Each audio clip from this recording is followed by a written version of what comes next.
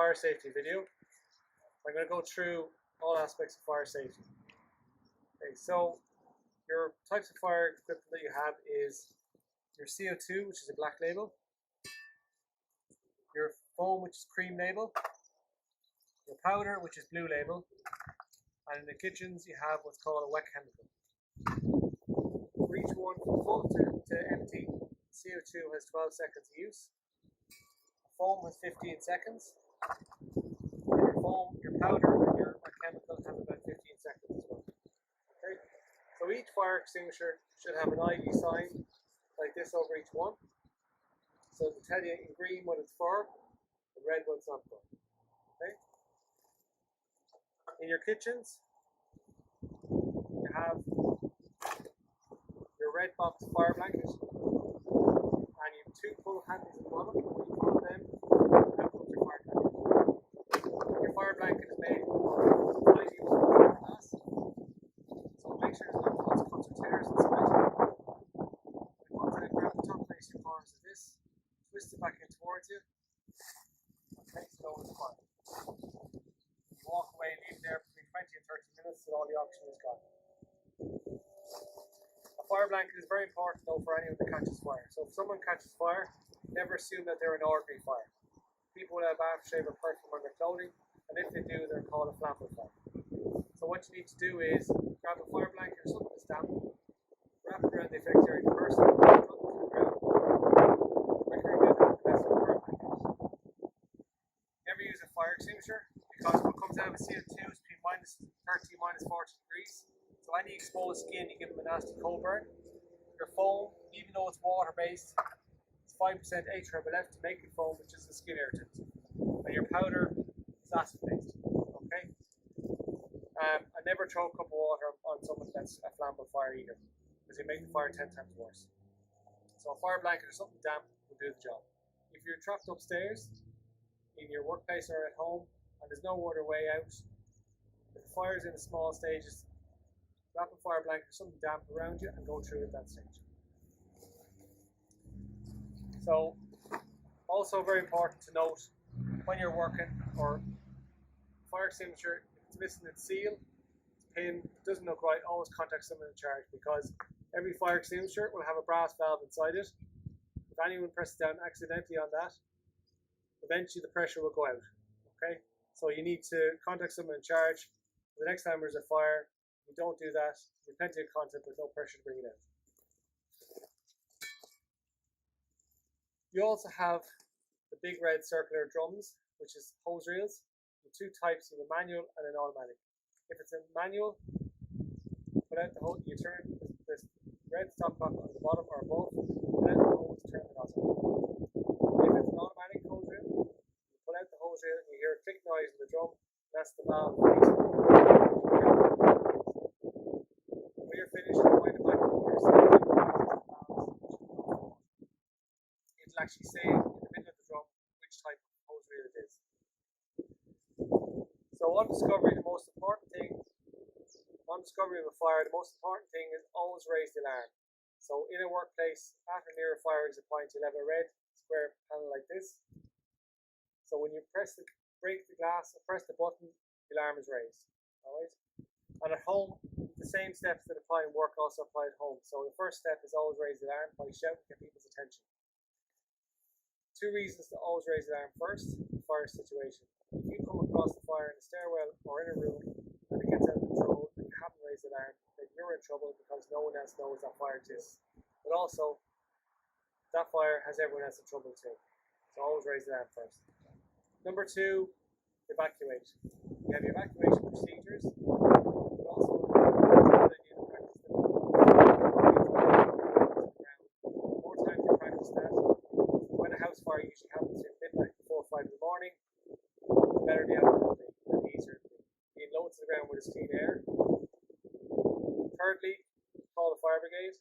And lastly, if it's safe to do so, proceed to tackle the fire. Remembering at that stage, everyone's out, fire brigade's on its way, there's no reason or obligation for you to tackle the fire. Okay? If you've tried to tackle the fire and it's still going, all pieces of equipment are at or near fire exit points, so just get out yourself. If you do happen to use a powder in particular at home, powder fire extinguisher is known as a rapid knockdown fire extinguisher, which means it comes out very, very quickly to smother the fire. But in doing so, it'll actually fill the whole room. So before you use a powder, always have your escape point behind you. So in the event of anything going wrong, get out very quickly. In the kitchens, in particular if you have industrial deep fat fryers, you have what's called a wet chemical. So a wet chemical is a special type of liquid fire extinguisher. It comes out in sort of a soapy, sponge-like substance, and the actual procedure for that is saponification. So when it comes out, like any fire extinguisher, you break your seal, put out the pin, you aim the nozzle within 1 meter of the fire itself, and you discharge the whole content of the fire extinguisher. And what that does is it soaks up all the hot oils, therefore cooling the fire down, starving the oxygen, preventing the fire from reigniting again. Alright? So what I'm going to do is going to start off with the fire blanket, then the CO2, and then the foam.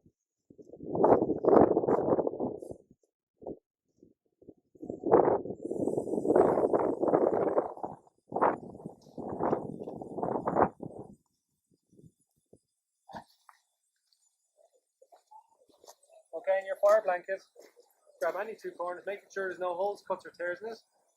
So you twist it back in towards you, so you're covered from your wrist, from your neck down. You walk in, you place it over as best you can, and you walk away and you leave it there between 20 and 30 minutes till all the oxygen is gone.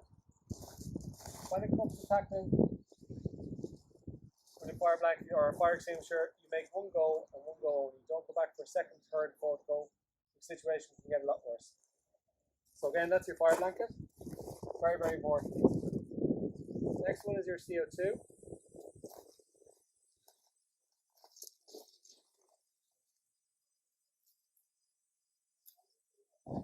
So with the CO2, a couple of things.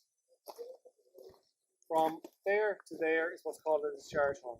And on this one in particular, you have what's called a frost-free discharge horn, which means the black part is double line. You can hold this without getting a cold burn. The problem is, most people will hold it like this, therefore getting a cold burn. So to avoid that confusion, all CO2 discharge horns are tight. So when you lift them up, they'll stay there. So when you pull the seal in, discharge with your right, support with your left. And you attack the fire from 2 feet out, and you never stay in the one spot, you always move in on top of the fire.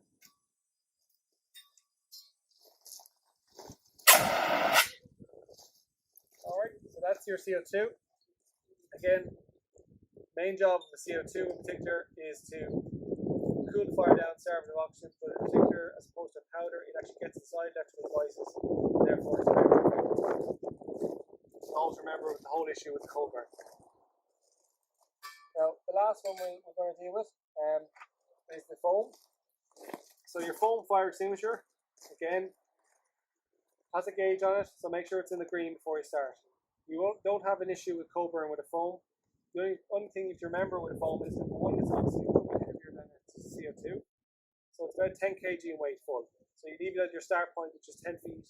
If it's too hard, too heavy to lift with, hold it like a suitcase. Again, the only thing you need to remember with a foam is always have to control it up the top of the nozzle. And very important in particular with a foam is that when you press down on the fire extinguisher handle, I always say press down fully so the fire's out or the content is gone.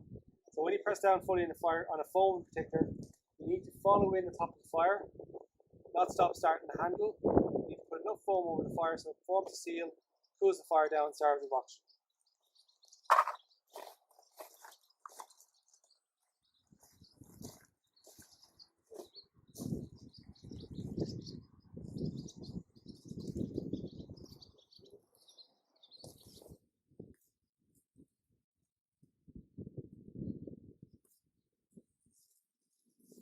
So, with the foam, starting point, pull the seal, put out the pin, and have control of the top of the nozzle, and proceed to move in top of the fire. And that's your fire out. So again, always remember to put enough foam over the fire so it does form that seal around it. So your powder, as I said before, It's a good fire extinguisher for knocking down the fire. Okay, but just remember, always have your escape point behind you before you use it. Two other points before we finish. You have your smoke alarm at home, which can be checked every 6 to 12 months by pressing the button in the middle. Use the noise, it's fine, it's not needing the battery. The last alarm you have is your carbon monoxide alarm.